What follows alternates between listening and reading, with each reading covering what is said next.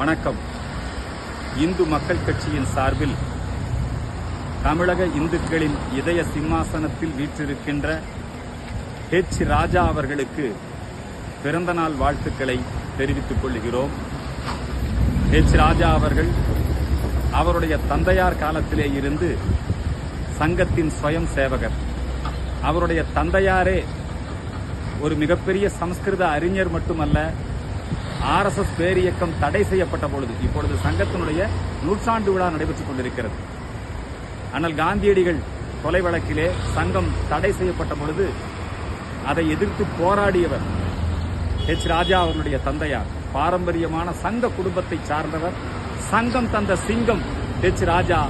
தமிழக இந்துக்களுடைய இதய குரல், இந்து தர்ம போராளி. ராஜா என்றால் ஹானஸ்ட் ராஜா, ஜல்லிக்கட்டு தமிழன்.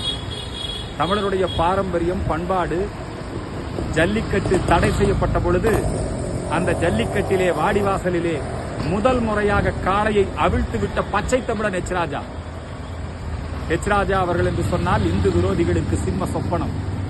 ராஜா அவர்கள் ராமானுஜரை போல், காஞ்சி மகா பெரியவரை போல் 100 ஆண்டுகளுக்கும் மேலாக வாழ்ந்து தமிழகத்திலே இந்து எழுச்சிக்கு வித்திட வேண்டி இறைவனை பிரார்த்தனை செய்து இந்து மக்கள் கட்சியின் சார்பிலே அவருக்கு எங்களுடைய வாழ்த்துக்களை தெரிவித்துக் கொள்கிறோம்.